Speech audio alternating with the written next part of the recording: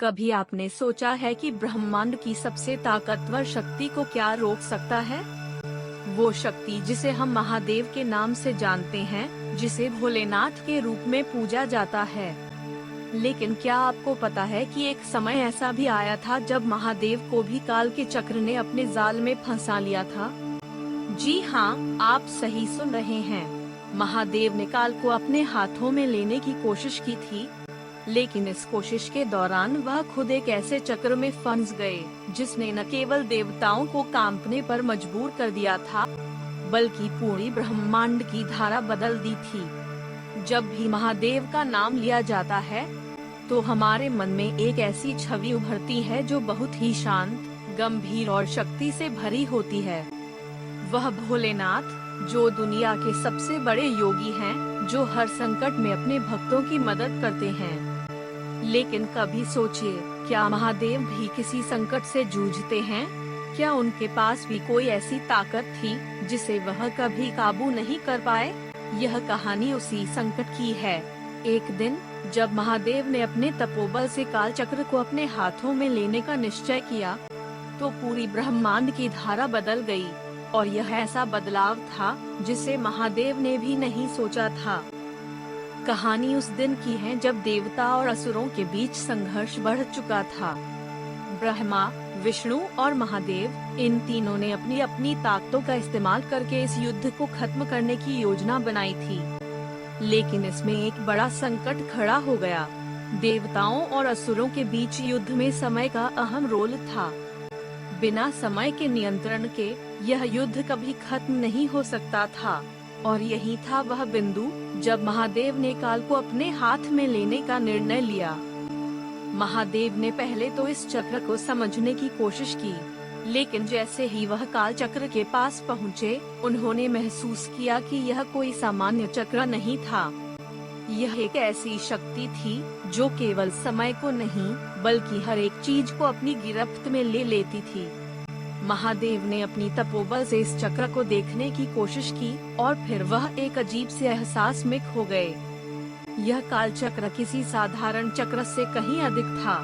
यह एक ऐसा जाल था जो समय और स्थान की सीमाओं को तोड़कर सब कुछ बदल देता था। और यही वह रहस्य था जिसे महादेव ने पहली बार महसूस किया। महादेव ने एक बार फिर अपनी पूरी शक्ति को इकट्ठा किया और उस चक्र को रोकने की कोशिश की। लेकिन जैसे ही उन्होंने काल चक्र के बीच अपना हाथ बढ़ाया, चक्र ने एक जोरदार झटका दिया। यह एक ऐसा झटका था जिसे महादेव ने कभी नहीं महसूस किया था।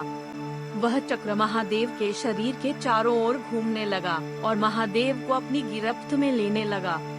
महादेव ने तब महसूस किया कि यह चक्र सिर्फ एक शारीरिक चुनौती नहीं थी, बल्कि यह मानसिक और आत्मिक भी थी। कभी आपने सोचा है कि महादेव, जो अपने ध्यान से हर शक्ति को नियंत्रित करते हैं, उस समय खुद समय के चक्र में फंसे हुए थे? उन्होंने उस चक्र को रोकने की पूरी कोशिश की, लेकिन यह चक्र उनका सामना कर रहा था। यह एक भयानक घड़ी थी जब महादेव ने महसूस किया कि वह भी इस ब्रह्मांड की किसी शक्ति से बच नहीं सकते। समय के इस संघर्ष में महादेव ने अपनी सारी शक्ति को समेटा और वह काल चक्र के सामने खड़े हो गए। वह जानते थे कि अगर वह इस चक्र से हार गए, तो यह केवल उनकी हार नहीं होगी, बल्कि पूरी ब्रह्मांड की धारा बदल जाएगी।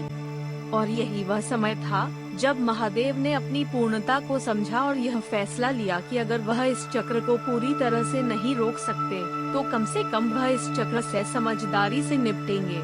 महादेव ने फिर अपने ध्यान को केंद्रित किया और अपनी शक्ति को समाहित किया। वह जानते थे कि काल चक्र का नियंत्रण केवल एक विशेष दृष्टिकोण से ही किया जा सकता है। उन्होंने अपनी आंतरिक शक्ति को महसूस किया और उस चक्र के भीतर घुसे, ताकि वह इस समय के जाल से बाहर निकल सकें। महादेव ने जो कदम उठाया, वह केवल एक रणनीति नहीं, बल्कि एक दिव्य निर्णय था। उन्होंने काल चक्र को अपने आंतरिक संतुलन में शामिल किया और उसे अपने ही दिशा में मोड़ दिया। महादेव का यह निर्णय इतना प्रभावशाली था कि चक्र ने अपनी दिशा बदल ली और महादेव के नियंत्रण में आ गया। यह एक अद्भुत घटना थी, क्योंकि अब काल चक्र महादेव के हाथों में था। लेकिन इस समय महादेव ने एक और सत्य को महसूस किया। वह सत्य था, समय केवल एक चक्र नहीं है, बल्कि यह एक अनुभव है। और इस अनुभव से ही महादेव ने समझा कि काल चक्र को काबू करना सिर्फ शारीरिक शक्ति से नहीं, बल्कि सही समझ और ध्यान से ही संभव है। महादेव ने यह भी महसूस किया कि समय को अपने नियंत्रण में लेने का मतलब यह नहीं है कि वह हर चीज को बदल सकते हैं, बल्कि इसका मतलब यह है कि वह हर चीज को समझ सकते हैं और उसे सही दिशा में चला सकते हैं।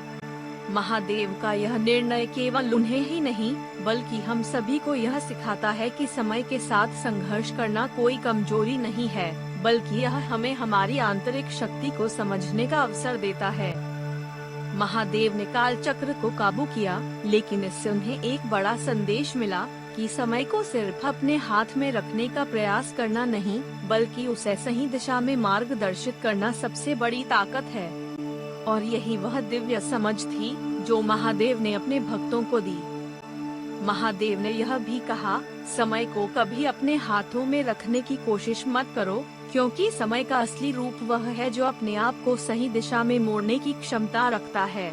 महादेव के इस अद्भुत रहस्य को समझने के बाद हम सभी को यह जानने की जरूरत है कि समय केवल एक बुराई नहीं है, बल्कि यह एक ऐसी शक्ति है जिसे हमें समझना होगा, और तभी हम अपने जीवन को सही दिशा में मोड़ सकते हैं।